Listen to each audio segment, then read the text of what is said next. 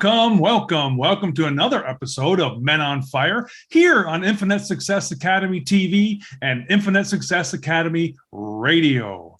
And today I have a very special guest on the program. He is an entrepreneur, author, and adventure sports addict from beautiful Vancouver, British Columbia, Canada.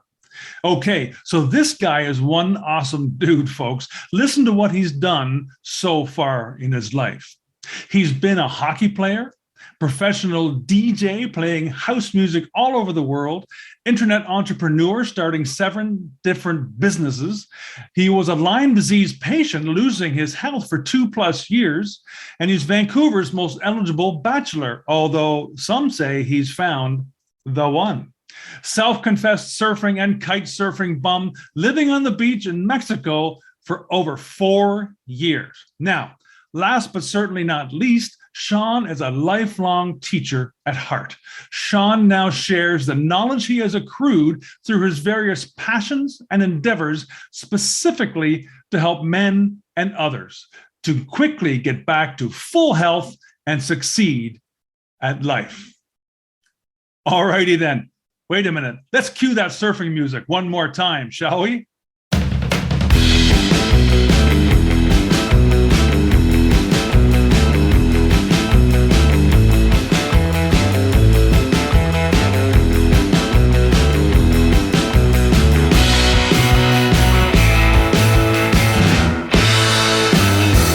Okay, that's enough of that for now. And full disclosure, that's not Sean on the board.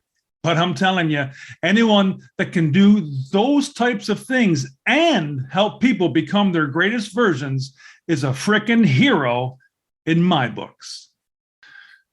Okay, welcome to Men on Fire. And once again, without further ado, here is the man of the hour, Sean Galla. And Sean, I'm so happy you were able to make it onto Men on Fire today, and I'm honored to have you here. I'm stoked to be a man on fire. Right on. Got it. So you started some men's groups after many trying times in your life as well. And I wondered if you might just tell us what prompted you to start the men's groups. Oh, yeah. Thanks for asking. I think I was always, my personality type was always being more of a supportive person. I always liked more meaningful conversations, even when I was younger. Growing up playing hockey, I was always the captain on my hockey team because I liked supporting other people. Mm-hmm. I was just more of a cheerleader type personality archetype. I think that's because I grew up in a household with a dad who was, very supportive, but emotionally not super available. And so when I saw that in other people, I really liked it. And so, yeah, went into the world and went into the business world, and probably should have been a counselor from the beginning, but instead became an entrepreneur, ended up moving around to different places in the world just to get that experience, and ended up moving to Mexico, where I just felt really lonely, to be honest. After the first year, it was just quiet, especially in the low season. People were coming and going. There wasn't any consistent friends. Right. And I was dealing with some difficult things in my life, just like a tough relationship with my dad, tough romantic relationship, some emotional issues that I had personally, and just needed people to talk to. So I threw my friends into a Facebook group, and the women didn't really participate and the men did. And then they said, let's go on a surf trip. And then we were on a surf trip. And then at the end of the surf trip, we sat in a circle, and I thought we were going to talk about business. Yeah. Because we were all entrepreneurs. And then a guy brought up something personal, and I was like, oh, this is interesting. Cool. That's how I got into it. Came by it honestly. Yeah, no, that's a humble and great way to get started in it, and realizing that that's something that you probably wanted to pursue more after that meeting. Yeah, I still had reservations, and I still do to this day. I'm like, I wish I could do something easier or cooler, like be a social media influencer or an athlete, pro athlete or something, But well, yeah, there's trials and tribulations with all those things. Like that's life. Yeah, that's life, right? Totally. And this is just what I'm made of. This is just what I'm built of and who I am, and that's why it's working so well. Yeah, no, absolutely, it certainly is. Yeah. So I was wondering maybe if you could picture if a woman was a fly on the wall of one of your meetings, what do you think she would see, and what do you think maybe would surprise her? Well, I love that question because every time I run into women and I tell them what I do, usually they're like, "Oh, what happens in the meetings?" Like they want to know. Usually because their partners aren't that expressive. Right. And so, yeah, what ends up happening in the meetings is surprisingly, if you put a guy in a situation where he feels like he's not going to get ridiculed for sharing what's on his mind, he will eagerly share what's on his mind. Yes. And so you come into these groups and you just see a lot of guys just talking about normal everyday life stuff that's on their mind. It could be relationship stuff, could be just them wanting to improve some part of themselves. Maybe they're wrestling with a subtle addiction. Maybe they're trying to learn how to communicate better, or dealing with depression or anxiety or a work conflict or purpose. And they just want to talk to people about it. Right. Yeah. Well, that's great. So that might surprise her that people are actually opening up. Yeah. Yeah. And we've had the 300-pound biker bros who were in gangs. We've had hotshot investment bankers, pro athletes, doctors. It doesn't matter. It seems like guys that are really closed off and every their other part of their life, you put them in a scenario where they feel safe and they will share. Yeah. Like the vulnerable stuff, the real stuff. Yeah. It's kind of universal, no matter what the guy's like on the exterior. Yes. On the interior, we're pretty much the same as far as vulnerability goes, and not willing to maybe show our true hand. Yeah, and just we're hardwired for connection. I think we forget that for 2 million years humans lived in tribes, and we had lived these very intimate day-to-day lives with our families and our friends, and we'd share every detail. And it's only in the last like 200 or 300 years where we've kind of been living these isolated lives in our own houses, and we think that that's fine. And it's like, well, we still have these, evolution takes tens of thousands of years to change things in animals. And so, yeah, to think that you don't need that kind of connection is just foolhardy. It's short-sighted. And exactly. And that kind of brings me to my next question, which personally, my belief is that men and women, we both have a masculine side and a feminine side. And, sometimes that gets in the way of each other. But men, I think, are more feminine than we know, and women, I think, are more masculine than they know. But I'm just wondering that, do you think that the map that we're using, that men are using right now, has changed at all? And I'll give you an example. Like when I was in the military and basic training, we had to go on map marches. Yeah. And many sometimes they were night map marches too. And many times you'd look at the map and you'd go, the map's got to be wrong. This is totally wrong. But it's the same map you started with, and it is showing the territory accurately. But are you reading the map wrong? So, kind of as a metaphor, as we move forward with a map of where we think we should be, has that map kind of changed for men nowadays, or are we just not quite emotionally mature enough to read it correctly? Yeah, it's a good question. And regarding the first part of the question, the masculine, feminine, like surprisingly, we don't talk about masculine and feminine at all in men's group. Like you think that, and I've seen this in other men's groups, they want to talk about exploring your masculine, exploring your feminine, this kind of thing. And mostly in men's group, we just make it really approachable in the sense that we just let guys talk about what's ever on their minds and whatever that may be. And sometimes it heads in that direction, sometimes it doesn't. But I think in general, yeah, because society's been pushing people toward men in particular towards this peculiar emotional isolation, and because society's promoting junk food values in general, meaning like money and status and Facebook likes, which are stuff that scientifically has been proven to not actually make you grounded and content. The things that make you actually happy are love and feeling connected and stuff like that. And very simple things. Yeah, it seems like a lot of men have lost the proper map. Yeah, they lost the direction, lost that waypoint. And it's a shame because, as Joe Rogan pointed out on one of his podcasts, Henry David Thoreau has this great quote that's like, most men live in quiet desperation. Absolutely. And you see the results of that in the stats around suicide. 80% are men. Incarcerations, 98% men. Violent crimes, 95% men. Illiteracy rate, homelessness rate, all these different things are just anxiety, depression. They've just all been going up for men especially since the 1950s, when it was really all of a sudden men couldn't be affectionate with each other without being labeled as gay. Men they had to be strong and put together. Yeah. And I think that's when men lost the map, and men are quietly struggling as a result. Exactly. And that's, you segued perfectly into my next question, and you kind of answered it too. I do what I can. But I had read that majority of people who commit suicide under 45 are men. And you touched on that. And also, I was going to ask you to talk about some of the other things that we're kind of first at too, which you did as well. And I guess that's what do you think the most common issue that causes all that for men is? I think it's like boiling it down. I'd say it's that we're growing up. We were ridiculed when we wanted to share anything vulnerable or share any of our experience emotionally. So as a result, a lot of guys end up going through their life hiding what they're actually thinking and feeling. And like to the point where a lot of guys actually believe, and we have to educate them on this, that there's only two emotions, happy and angry. Like that's it. Like a lot of guys think there's anger and there's happy.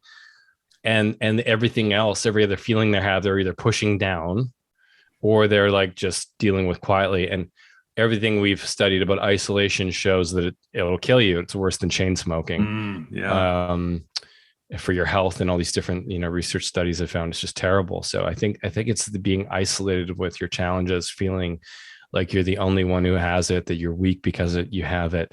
I think that puts guys in a lot of desperate positions after years and years of feeling that way. It's like, why go on, Exactly. Do you think, and this is a little bit of an aside, but do you think that perhaps through the pandemic years, where we were kind of enforced isolation too, at times, spending a lot more time alone than we even used to, has changed the way some people think and caused some of this extra anger and that's being let out in even in mass shootings and not even just go that far, but just a lot of angry people out there still. You bump into them and they want to fight or something. Like it's ridiculous. Yeah, definitely. I've noticed that in the States especially, but it just definitely happens in other countries as well. And unfortunately, I think because, again, society is promoting junk food values, one of them being distraction instead of introspection, like taking time to feel into whatever's going on in your body. I think when people face times of challenge or adversity like the pandemic, it's like, yeah, a lot of people just like day drank and like Netflixed and played video games. And that is junk food for the mind, isn't it? Yeah. Hey, there's nothing wrong with watching some Netflix, but or having a drink all day long. Yeah, exactly. Yeah. But as a result, the problem there isn't that you're having a drink in the day or that you're watching Netflix. It's that you're ignoring what your internal experience is and not sharing it with others. And then that just gets builds and it kind of festers. And then you end up blowing out in other ways. And so, yeah, I think that's where a lot of that's coming from. I think a lot of people were really shook up by that pandemic experience, and they're instead of like working through that, I think because it's really difficult too. The brain's job is to keep you away from pain. It's just easier to go, you're the problem, and blame other people, Yes. Whether that be politically, whether that be gender, whether that be whatever, all these celebrities getting canceled for saying kind of innocuous things. It's like, yeah, or Will Smith slapping Chris Rock over a really harmless joke, That was wild. Yeah. It's like, I think a lot of people are just kind of struggling. Over the top. Yeah. No, that definitely nailed that for sure. But it's interesting too, Mike, because like you talk to people who were around during World War II, there aren't many of them left, or the Great Depression, and they're like, you guys are soft. Like you haven't had any real adversity, right? Like I know. my grandpa was in a trench for like 4 years, like in the mud and like and all this stuff. And it's like, you guys can't watch Netflix for 6 months and then like not be pissy with each other. Yes. Like come on. So I think that unfortunately our life is so good and very peaceful in the Western world that we don't have to face adversity. I think unfortunately that's also led to people not learning how to manage adversity emotionally, and then the resulting blowout in lots of different ways. No, exactly. And, and there's lots of people that are buying military stuff and just wanting to be as if they were combatants in something, and well, that's an American thing primarily. Oh yeah, you got that for sure. But there is an equivalent, and there is I gotta be honest, there is like a very like there's an aggression in America. Like I notice it whenever I cross the border. Like as soon as you get there, all of a sudden I'm getting people fingering me in their car and all sorts of stuff. And you don't get that as much here. So I think it's like a population and also just a cultural competitive thing that America has that like European countries don't have as much, and we don't seem to have as much, but it still exists. It's still everywhere. I've known, like you said, I've noticed that stuff's ramped up since the pandemic. Oh, definitely. Yeah. My wife and I spend winters in Panama. And when you're down there, and there's a lot of expats down there, Canadians, Americans, Europeans type deal. But the Americans that come down there are so happy to be there, because one of the reasons they wanted to get out of the States was exactly what we've been talking about, they've kind of seen through that and thought, I just can't take it anymore. That's a tense atmosphere. Yeah, and that there's other places like UK can be like that, and of course Australia, and these different countries in Europe that are like, seems like everybody in Europe hates their neighbor. Yeah. Well, we've had our moments in Canada too, right? Yeah, totally. Yeah, but I think it's been interesting to observe how people have been handling that and blaming others. Mm-hmm. Yeah. So do you think when dealing with in relationships, and it doesn't have to be man and woman, but man to man or woman to woman, do you think that we're just mainly because of those things, some of the things we just talked about, that we're not paying enough attention to each other, and then we're having such a difficulty understanding one another? I mean, I know one of the things that I've taught in some of my coaching is boundaries, right? So you have certain boundaries, and let somebody else know them, because if they cross your boundaries and you didn't tell them, it's not really their fault, right? So once you establish that, and then the boundaries meld together and they start crossing, and you can have a great relationship, Yeah. So I don't know if maybe you think that's part of what we discussed about is also causing difficulty in relationship, even when we get a chance and get out of our isolated homes and that sort of thing, and get out there again. I mean, I found living a little bit north and not being like right in the city, that I didn't see a whole lot of people for a long time. And then when I did for the first time, even like a 15-minute conversation being 6 feet apart was like taxing. Yeah, totally. Your brain goes, wow, how did I manage that 15-minute conversation? Because I wasn't even used to it anymore. Totally. So, yeah. So it's amazing how we change.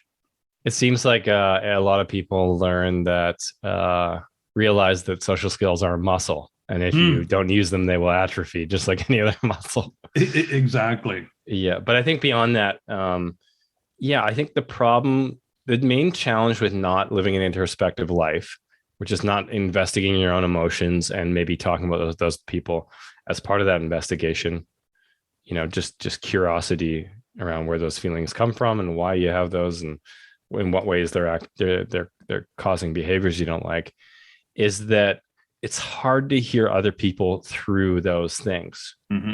Right? Like, especially in it seems like the closer a relationship is like to what we have with our parents, the more our emotions fire up. So like your romantic partner and your kids, right? It's easy to go from 0 to 100 with them and get upset and get triggered.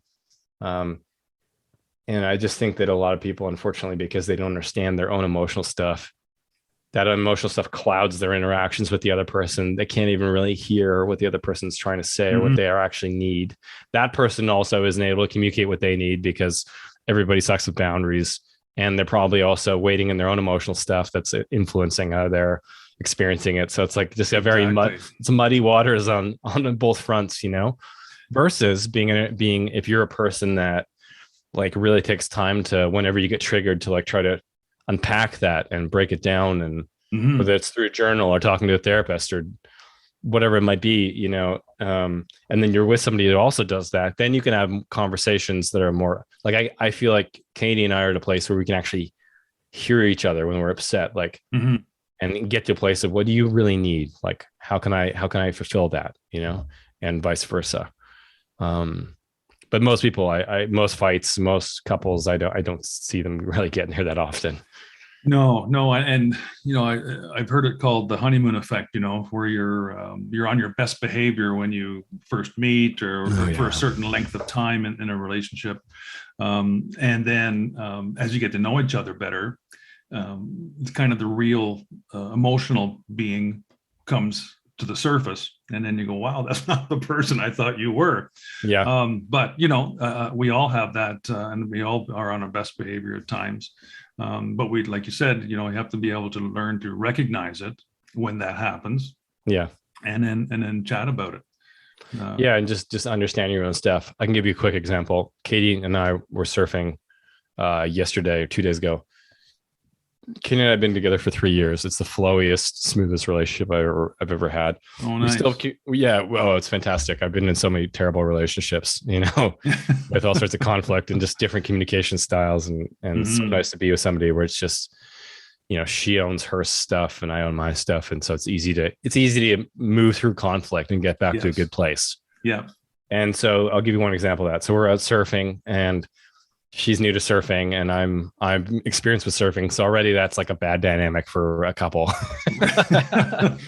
And I had a really critical dad. So growing up playing sports, he was really tough on me. So if I missed something, if I made a mistake, he'd go, why didn't you go for that? Trying to be loving and supportive, but like, you know, it was kind of like intense.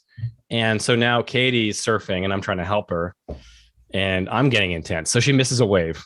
And she's been surfing great the whole time. We just shared a wave together, which was a really special moment for me because I never thought that would happen. It was beautiful. And then like later, this beautiful wave comes through. She doesn't go because it looked like somebody else was going to go. And I was like, babe, why didn't you go? You should just go. Like that person's not a good surfer. They didn't get it. Just go. And she took it critically. She's like, why do you have to be mean to me like that? And it was because I delivered in a short term and stuff. So I said, and then I got upset. I'm like, why can't you be open to my feedback? And then she said, I don't know. And they kind of escalated from there, but it didn't really get into name. It didn't get a name calling, didn't get into, and it was like, you know, 10 minutes later, so I paddled away a little bit, give it a little bit of time, came back. And then like 10 minutes later, I'm like, I'm sorry. I know where that comes from. My dad was really hard on me. I find it hard not to be coaching that way with other people. She said, yeah, I'm sorry too. You know, my dad was really gruff and short with me. And so I get super triggered when like some people make it sound like I'm not doing good enough when I'm trying really hard. And so both of us realized that it wasn't even about that situation. It was about our pasts. And so we can continue to then try to communicate in ways that work for the other person better moving forward. So the whole thing lasted, I don't know, 15 minutes, and then we were back into a good place. And in past relationships, that would have been like a 3 or 4 day funk. We would have been. You're colding people out, give them the cold shoulder. Exactly, and we can only do that because individually we both take time when we need to like in those 5 minutes when we were away in the waves, we were both thinking the same thing. Oh, geez, that was an overreaction. That was a disproportionately large reaction to the situation that was in front of us. It was usually symbols. It was something from the past that we found painful, not the situation itself. Okay, what is that for both of us? We're literally like journaling in our heads or unpacking it with like a therapist in our heads. And seeing what we're responsible for versus what the other person did and owning that. And so that's healthy communication. Well, that's definitely half the battle right there. Just recognizing what, oh God, I shouldn't have done that. That's the way 99% of the battle. Most people never do that. Most people just rather blame, you're the problem, guilt trip the other person, gaslight them. Because it's easier than acknowledging that, hey, you have this painful thing from your past you need to look at, that this thing reminded you of. But also, like, don't beat yourself up over it, because it's kind of like a little bit of a subconscious program that's running there, because you saw it, or that action from your father, for example, and you of course wanted to please him, and then it becomes a belief that and then then it becomes a habit, because a habit is just practicing beliefs over and over and over again. So then, I mean, you did wonderfully, but you don't want to beat yourself up either. Like, oh, why am I such an arsehole because I do that all the time. Yeah, totally. Yeah. And that was part of it too, was I acknowledged I got kind of frustrated myself there for a second, because I'm like, I'm getting into the coach again. But then I realized, I've gotten a lot better. Like, 3-4 months ago, when it was like, I was like all over her the entire surf session. Like, here's what you do this, go here, that. Now we're just surfing together. I'm seeing things, but I'm not saying anything, because I know it's not constructive. And then I slipped up once. So I'm like, okay, I'm doing great too. That's fine. Oh yeah. Well, I mean, my two boys are, well, the one next week will be 37 and the other one's 34 right now. And the parenting is long gone, right? But when you want them to maybe go in a certain direction that you feel might help them, it's just suggestions, right? That you have to, exactly. And gentle suggestions. Plant little seeds and yes. And let them sprout and totally. Yeah. Instead of trying to do it this way. Exactly. Yeah. So true. It's a different style for sure, because it doesn't work trying to beat it into them anymore. No, I know, but nobody responds well to that, really. No, at least not in the long term. Like, maybe in the short term somebody can, but. And that's why motivation is to me, I'd rather be have inspiration, not motivation. Yes. Excuse me. And because motivation is, to me, is temporary. Like a hockey example, your coach motivates you either for that game or for that shift by shift. And maybe by yelling or whatever, that works. But you see coaches get fired all the time where their time runs out because their style is not working any longer, right? The guys stop listening.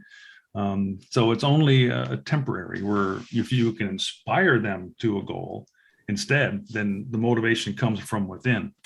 Yeah, interesting. Yeah, I've also noticed that the best way to motivate people towards a goal isn't to tell them what to do. It's actually to just be an example. Absolutely. If with surfing, if I'm just killing it, Katie's going to see that, and people are high-fiving me and going, "Oh, you're doing so good." It's like, and she'll want to do that too. She'll want to do that too, And so the more I've learned, that the more I just leave her alone, and the more that I progress, the more she's like, okay, I want to be like that. I know she's been asking me more questions lately, and she's been more open to some of the training stuff that I've been doing. And I'm like, interesting. I just have to sit back but also it comes down to boundaries, which I'd love to talk to you about, Mike, since you brought it up. I know this is your interview and your topics, but I'd love to talk about boundaries, because that's something I've had to learn and study, and it's brought up every day in men's group. Yeah. So the reason why I want to get into it is because we can't talk about emotions and communication and relationships without getting into boundaries. Boundaries is something we face every single day of our lives. Constantly, people are testing our boundaries without knowing it. And it's up to us to be able to set healthy boundaries for our self-care. Absolutely. The problem is that everybody's basically retarded with boundaries. Like, really, like most people's parents were not good examples of boundaries, how to set them or how to receive them. So most of us really struggle with this, and you might not even be aware, but like when you start to understand what boundaries are and what they look like, it starts to become apparent that it's something you could probably work on. Sounds like you end up coaching a lot on boundaries, Mike. I think it's really important in relationships, and honestly, life is relationships. Like, it doesn't matter what that is, whether it's something physical, or your relationship with money, or with your spouse, or your friends, or your teachers, or your peers. It doesn't matter. Life is about relationships, and we have boundaries with all of those things. Mm-hmm. So it's That's it. yeah, very Exactly. important. Yeah. And so I was somebody who struggled with boundaries. I was such a people pleaser, such a nice Mhm. guy, full on nice guy syndrome. And just always struggled to say no to people. And as a result, ended up blowing a lot of my energy out on stuff I didn't want to be doing or on Mhm. people that I didn't really want to be spending time with. And also just people that weren't treating me well. Exactly. Yeah. But yet we Yeah. continue because we want them to like us or love us, right? Yeah. So Yeah. that's where the introspection piece came in, was realizing why I do that, you know. So that's Hmm. probably the first step is, why am I like this, you know? And it's, I didn't feel like I was lovable as I am. I felt Hmm. like I had to appease them to be accepted and to be loved. So that was kind of step one, was digging into that, you know. So again, that introspection piece, that journaling or whatever your thing might be, you know, I'm getting a coach like you, Mike, a therapist. It's like just starting to get to know those parts of yourself. But then really it was a process of me having to learn about boundaries and how to set boundaries. And it was like a 3-year journey. And I read books and I listened to podcasts and I talked to my therapist and coaches about it. And do you want to know this distilled version of what I learned, Mike? Sure. Boundaries comes down to two things, at least setting boundaries. Hmm. We'll talk about receiving boundaries in a second. Setting boundaries comes down to two things. Number one, you need to know what you need in the moment. And that's actually the hard part for a lot of people, is they've been ignoring themselves for so long and saying yes to other people, that just like how we said communication skills after the pandemic atrophied like a muscle. Yeah. Yeah. Yeah, that internal probe where you send a probe down to your body, it's just this little pulse down there, and you go, is this good for me? What do I need from this? Like, let's say a friend says, hey, you want to go for a beer night? And you feel a little uncomfortable. Like you feel a little bit of resistance to that. It could show up as anxiety or just like agitation or whatever.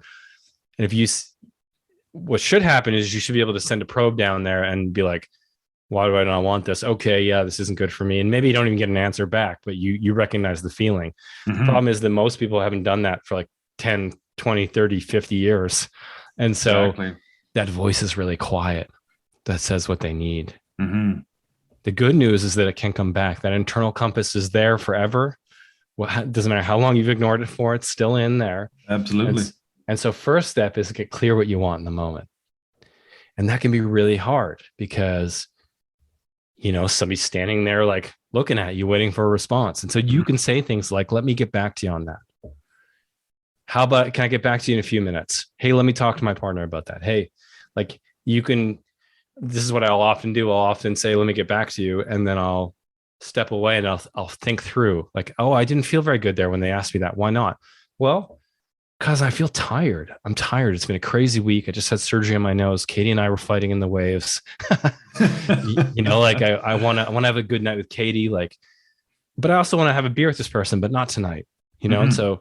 so it's okay to step away if you're unclear what you need in that moment. And you can start with small boundaries, because big ones with partners or whatever can be difficult. So start with a small boundary. Somebody asks you to go for a beer, like, go, I'll get back to you and step away. Even if you go into the bathroom of the cafe you're in or That's the right. office, you know, just get away from the situation and send that probe down. Go, what do I need here? Body, tell me what I need.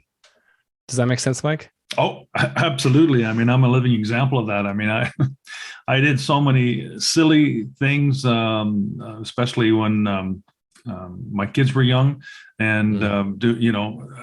doing things that I was asked to do by other people, and knowing deep down maybe I shouldn't do that. I need to be Mm-hmm. around for a while. I was in the Navy, so I spent a lot of time away at sea, and then when you're home, then there's other things that pop up, and Yeah. yeah, and having gone through all that and doing a lot of soul searching over the years and self discovery and self work, and I'm 60 years old now, so I think differently, and it's much easier for me to do exactly what you said and look back and go, okay, remove myself from the situation for a moment, and maybe think about this for a second. What if I do that? What consequences we have, because we always have consequences for our Mm-hmm. actions, right? And And opportunity costs. It's like, what am I giving up? You know, by that, having a beer, what am I giving up? connection time with Katie, my own rest, and I'm not going to feel good tomorrow. Yeah, That's right. And I'm a proponent of, the way you think is the way you feel is the way you act, and the way you act, it gives you the results you get in your life, right? So it's the thinking part. Sometimes it's the very beginning of that we stumble upon. And okay, well, how's it making me feel? Oh, uncomfortable, because I really know I shouldn't, but I want to. But when you make the right decision, you'll feel better. Yeah. So then you'll act better, and it will give you better results in your life.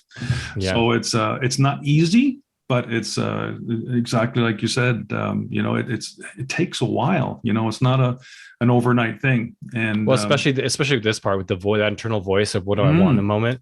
It can be really hard, even now, to a place where this is strong for me. I still find that difficult, but it is like a muscle. If you start going in there and asking yourself that, the voice will get louder and louder and louder, to the point where you can almost run into any situation and your body's going to tell you what you need in that situation, whether it's a yes or no, pretty clearly. Exactly. Yeah. And in that case, because we're emotional beings, sometimes we need to listen to these emotions that come up, right? How is that making me feel? Yeah. Yeah. Instead of emotions are just warning signs, it's like, right. Hey, there's something about this that doesn't feel great.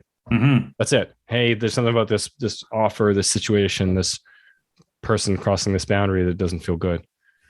And if you take the time to actually investigate it, you'll learn about yourself, and then you'll have a more clear picture of what to say. Absolutely. So, and then the second part, just quickly, just to finish this boundaries piece, the first part's that internal voice. The second part is just letting go of their emotional response of people. You are not responsible for how people respond emotionally to your boundaries. Absolutely. You could deliver a boundary out of your own self-care. Hey, man, sorry, I can't go for a beer night. Katie and I just got into it yesterday. I really want to spend some quality time with her. I'm feeling tired too, man. I had surgery this week. You could deliver that in the most loving way possible, and somebody could still fly off the handle and call you an asshole. And if you catch them on the wrong day, right? So their response, they're getting angry, they're getting sad, they're withdrawing from you, shutting you out, whatever they could do. That's the part we're afraid of with boundaries. But it's the part we have to let go of, because we really have no control. So your only job is just to get to know what you want and explain that in a loving, compassionate way. Not be an asshole, like, no, I don't want to go for a beer. Like, hey, man, I'd love to go for a beer with you. Just tonight isn't going to work. Here's why. That's right. But letting go of that. And it's really hard, especially with people we love. Like, I remember when I learned this stuff, I set a pretty hard boundary with my dad around something, and he flew off the handle. And it was the first time I was able to just kind of chuckle about it, because I was like, oh, this is him playing out his stuff. It actually has nothing to do with me. This isn't because of me. That's right. This is him in his own world. Definitely. Playing its drama, playing itself out. So if we can master those two things, we'll become masters of boundaries. And then the cool thing is that boundaries become fun. Now I see boundaries as the best possible qualifier for whether somebody should be promoted closer to me in my life or not. Right. Because if I say, hey man, I can't go for a beer night, and you go, oh man, you're always a downer, and you start giving me a hard time, or guilt trip me or shame me. My life's already hard enough, man. I don't need that. Like, life's already. Right. That's right. I don't need people like that in my life, because I have other friends who'll be like, hey, good for you, man. Yeah. Spend that time with Katie. That's good for you. We can have a beer another night, Exactly. Those are the kinds of friends that I want. So it acts as a good qualifier. So now when I set a boundary, I'm actually kind of excited to see how people are going to fly off. Yeah. If they fly off the handle, I'm like, well, you just sealed your fate of never being a close friend of mine. No, exactly. And that's what we have to do, because we should strive to hang around people that are like-minded and will improve us. Instead of the other way around. Like they say that you're the most liked 5 people you hang around most, right? So it is so true. Yeah, definitely. I just want to be around people that are supportive of my self-care and my own journey, and for a long time I wasn't. And now all my friends around are supportive in that way. I could say no to anything they request, and for the most part, they'd be understanding and supportive about that. Exactly. And that goes for you with them, I'm sure, at the same time. Yeah. And then when you get good at setting boundaries, you're then good at receiving other people's boundaries. Mhm. A lot of the times, most people aren't very good at receiving boundaries because they're not setting boundaries for themselves, and they're kind of upset with themselves over that. And Yeah. so when they encounter somebody else setting a really firm boundary, it can be confronting. It's like, whoa, that's super rigid, but actually you're just kind of upset at yourself. So the receiving boundaries gets a lot easier as well as you start to set boundaries yourself. Absolutely. Absolutely. So this question maybe will continue the boundary discussion a little bit. Great. I've heard women say, "Where have all the real men gone?"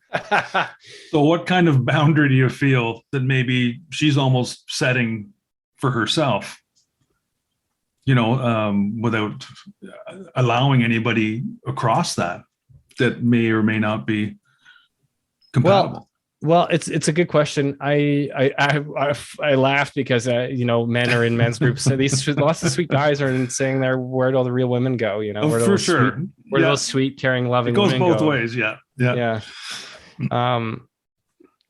And again, it comes back to, I just think that a lot of people don't have their emotional house in order, and so they don't know how to communicate very well when it matters, and they don't know how to set boundaries.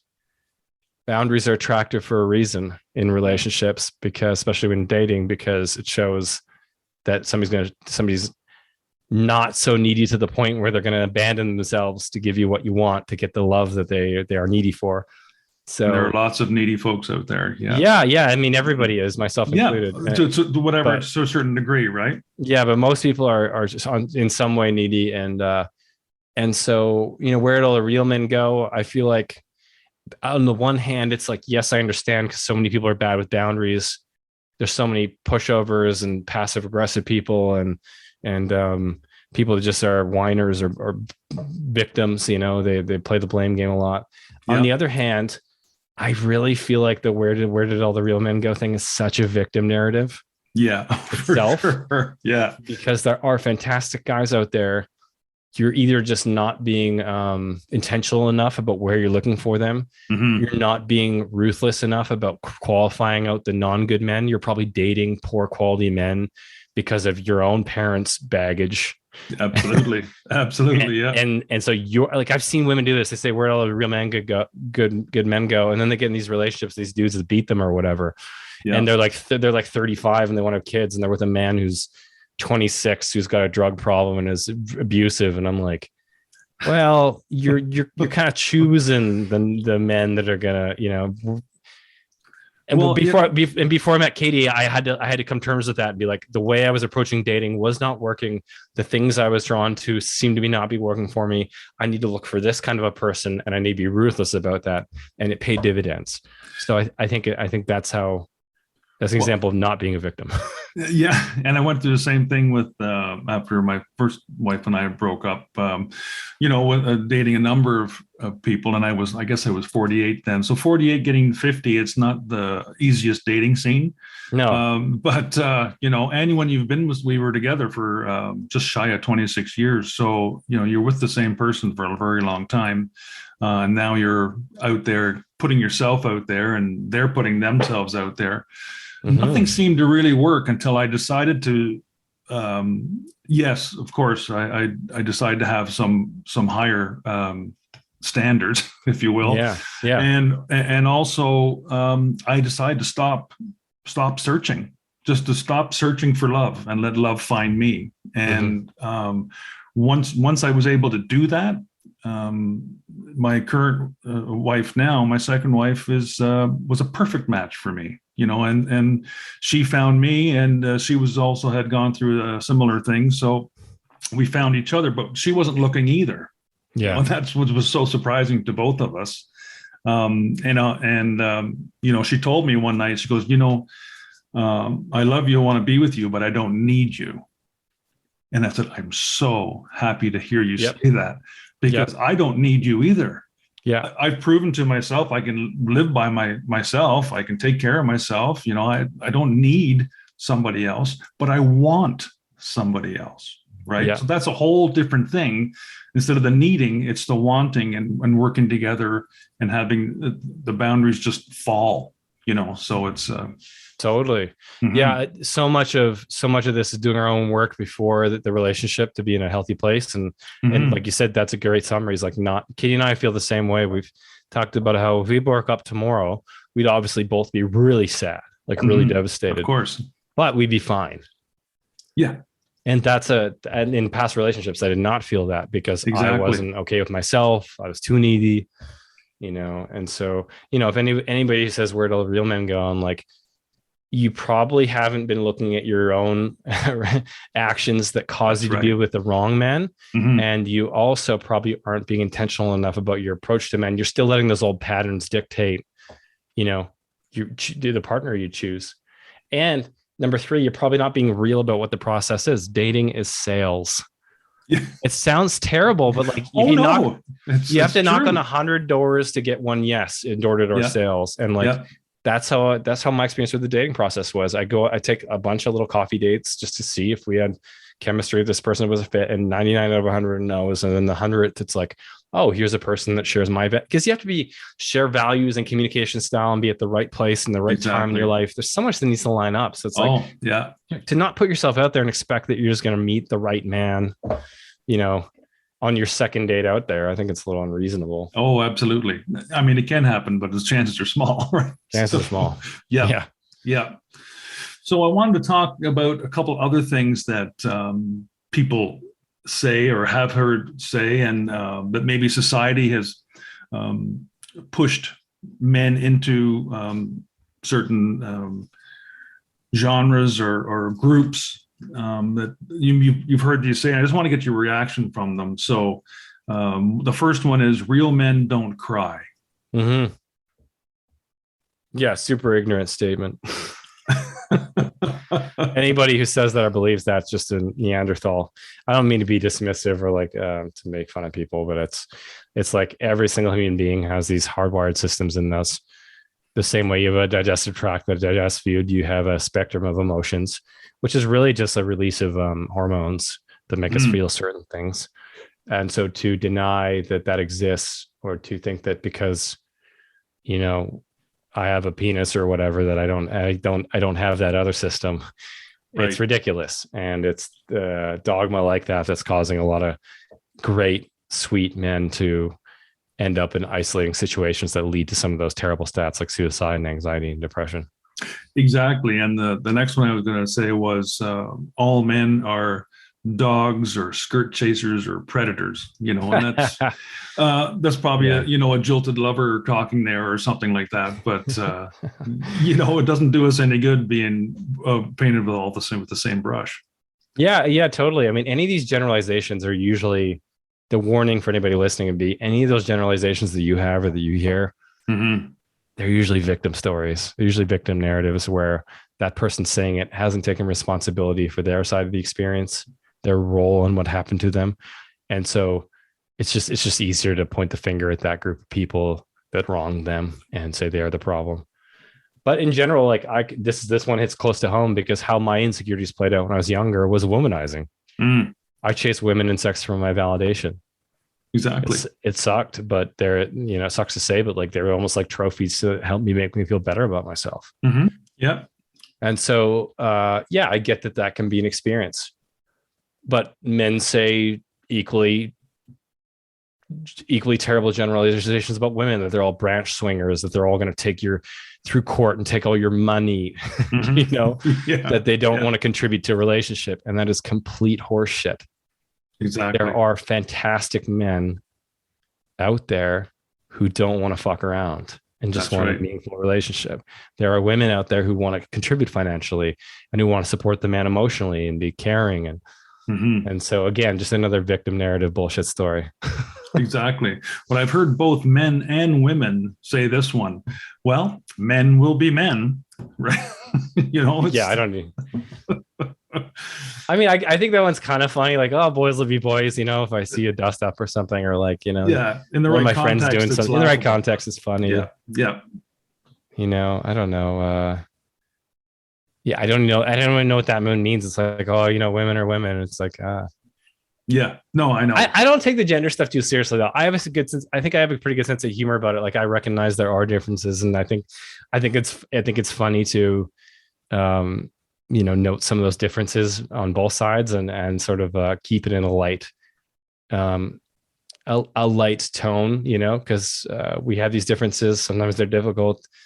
Might as well have a laugh about it. No, exactly. Exactly.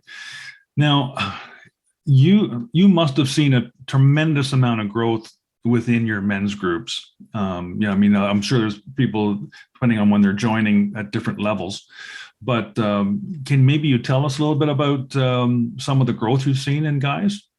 Oh man, that's a great question. Surprisingly, like there are a few things that surprised me, but surprisingly, one of the biggest ones, actually, there's two key ones that stand out. The first one is when we've asked guys when they leave men's group, what's the biggest thing you took away? I thought it'd be getting over their porn addiction or whatever their issue was, or like learning something, I don't know, anger management or something. It turns out pretty consistently, guys say the thing I took away that was the most impactful was I got to observe guys communicating in supportive ways, somewhat vulnerable ways. And I've been able to take that communications, and I got to practice that myself. And I've been able to take that communication style back to my partner, back to my kids, back to my work. And so it's made me a much gentler, more expressive communicator, awesome. Which blew me away because I was like, oh man, that just, that brings me to tears. Yeah, that would, it's exactly what you were hoping would happen. Yes. Yeah. I mean, even beyond that, like I thought that we'd have a place to guys release the pressure. I didn't realize that they'd be solving the things that I wish my dad could have solved, which is he loves me to death. He has no idea how to express it. And it keeps coming out in kind of toxic ways. So yeah, that's number one. And then I guess number two would be, I didn't realize how lonely guys are. Amazing. Yeah. I didn't realize how lonely guys are. And because we're going through the world and we kind of have these blinders on of career, family, and we're just trying to keep up with that. And we don't stop to like, and it's usually not until a guy goes through an adversity, like a divorce or something, when he looks around and he realizes there's nobody there. Exactly. Yeah. And how like none of us want to acknowledge it, but even I have times where I feel a little bit lonely. And it's a peculiar kind of loneliness. It's not like socially lonely. I have friends at work. I have friends that I surf with, but it's just like this, like emotionally lonely.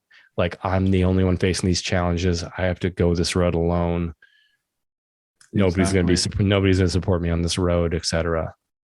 And to see that from pro athletes, investment bankers, doctors, lawyers, guys in Chile and South America and or South Africa, Russia, Brazil, Canada, the States, everywhere, like all over the world, it's the same. It's the same experience. Exactly. Like, wow. So being able to alleviate that, feeling more connected, feeling like you have people that have your back.